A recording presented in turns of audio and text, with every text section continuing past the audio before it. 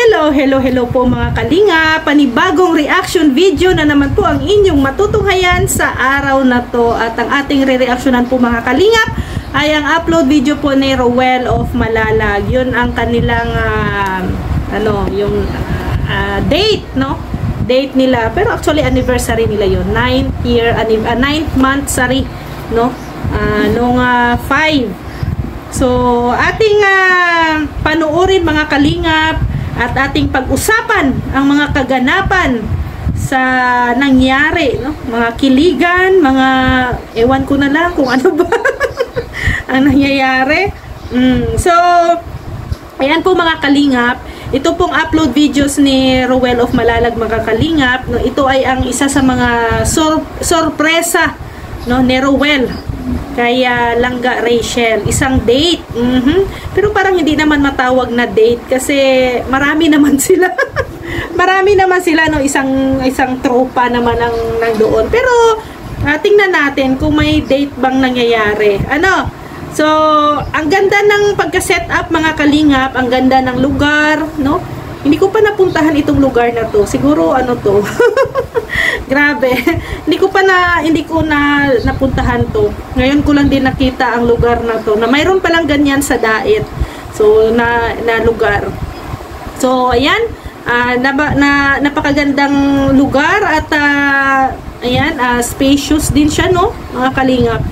So ayan nga po, may mga pa-flower si Rowell, no? At saka syempre may pa-cake pa. At saka may pa-balloon pa. Oh, saan ka pa? 'Di ba? Wala nga lang chocolate kasi yung chocolate nasa cake na. Chocolate cake kasi yung binigay ni Rowell kay Rachel. Kaya pinag-isa na. So, wow, no? May pa din, may pa-candle, no? May pa-candlelight pa na nangyari. So, po, parang nakikita ko sa setup, sa akala ko nga, kinabahan ako, akala ko proposal na.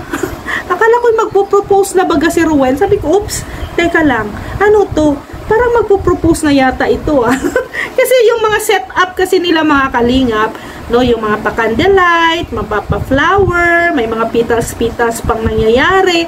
Nakikita ko lang yan pag once na may mga nagpo-propose, no, nagpo-propose ng kasal, or ba? So, na ba? Yun yung yun yung unang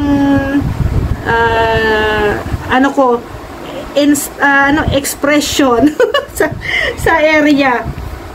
At saka ang po pala doon, ang nag-set up, no, ng venue na yon ay si Kuya Alex at saka si Glyza. Abay! May alam pala ang dalawang ito sa mga ganitong moments.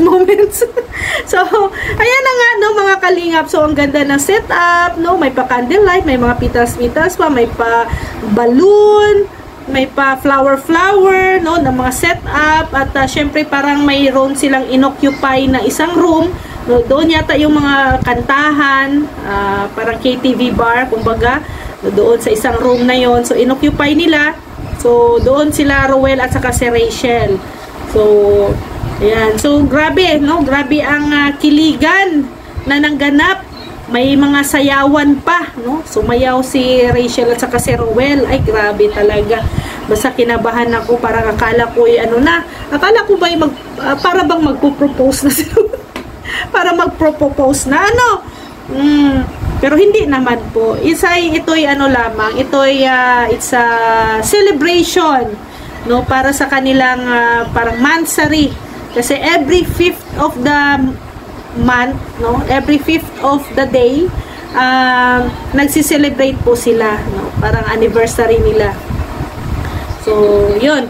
Pero daw, no, tinanong ni Rowell si Rachel, parang nakalimutan ata ni Rachel. Nakalimutan niya yata yung ang araw, no? Kaya hindi niya expect na may mga ganong kaganapan. O, 'di ba? Iba talaga pag si Rowell ang gumagalaw, no? Ayun na nga, may sayawan yung dalawa. So, at saka laging kwentuhan sila. Ang sarap na ng mga kwentuhan nilang dalawa. Ayun na. Ayun na. At syempre nagkantahan at nung una nandoon pa yung tropa sa loob nung pagka binigyan na sila ng space or binigyan na sila ng sila na lang dalawa doon sa room. So ayun na, nakita natin na kumain na sila, nagkwentuhan, nagkantahan. Di ba ang sweet? Sana all. Mapasana all ka na lang talaga, Jasmine.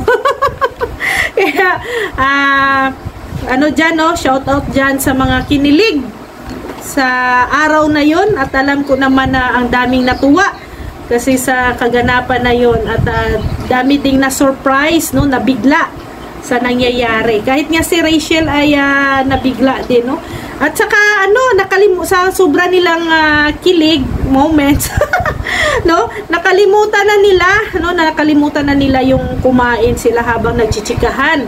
Kaya lumabas yung mga tropa, yung ibang tropa ay lumabas na para kumain na lang din. Then habang kumakain, kwentuhan, syempre, hindi talaga mawawala ang maritisan. So ayun na nga, sila lang dalawa sa room, naging seryoso yung usapan nila, mga kalingap. Naging seryoso. Ang hinihintay ko ay yung subuan ng cake portion. Walang subuan ng cake. Akala ko may cake doon baga. So akala ko magsubuan na ng cake. Tapos may nagregalo pa sa kanila ng mga stuffed toys at saka yung hindi ko makakalimutan na yung figurine. May nagregalo din sa kanila ng figurine at ginaya nila. Ginaya nila 'yon. Kung ano yung kung ano yung stand, tumayo yung sa figurine. So ginaya lang dalawa. At parang yung figurine na yun parang pangkasal talaga. Sa tingin nyo? Parang pangkasal talaga na figurine, pero tingnan natin kung sino ang mag-display noon, si Rachel or si Rowell. Dapat yun dapat dalawa. Kasi dalawa naman sila, Rachel and Rowell. Pero ang ko lang talaga doon yan sa bahay ni Rachel, i-decorate. Kasi tayong mga babae kasi mahilig tayo sa mga ganyan, di ba? Mga decoration. Yan yung mga hilig natin. So, yun ang dalawa ay sobrang masaya. Kita sa mga mukha nila ang saya. At least kahit papano ay naibsan ang kanilang kalungkutan. Ang problema, mga issue or ano pang mga bagay-bagay na nangyayari sa kanilang mga paligid. So kahit na sa konting oras, nakaspend sila ng time together.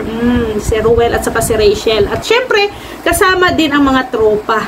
At natawa pa ako doon sa ginawa ni Rowell last, sa last video. Mantakin mo ay mantakin nyo hinila niya si Rachel tawid ng kalsada. Ang kaya yun? Parang 4 lanes yun. Grabe ang takbo ni Rachel at naka-step in pa si Rachel. Buti na lang at hindi nadapa. Ito talaga si Rowell. Pero, naman yun, medyo hindi naman masyadong rush yun. Hindi naman traffic or wala naman masyadong na doon. Mga sasakyan.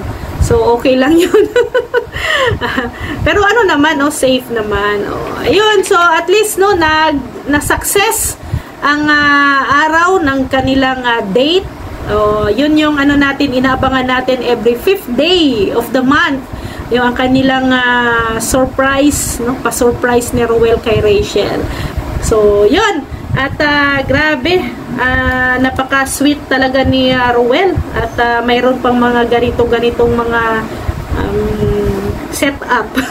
Kaya next month, sa March 5, so tingnan natin kung ano ang mangyayari. Pero bago ang March 5, ang February 14 muna. Abangan natin kung ano ang mga kaganapan sa February 14 sa dalawang ito.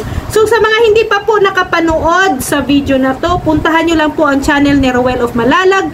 Nandoon po ang full video ng kanilang sweetness overload, hiligan overload, at syempre tawanan overload at ngiti overload. So maraming salamat Please, pakisuportahan po ang channel ni Kuya Val Santos Matubang, Ate Edna Vlogs, Kalinga Prab, Ruel of Malalag, and Rachel Morales Vlog.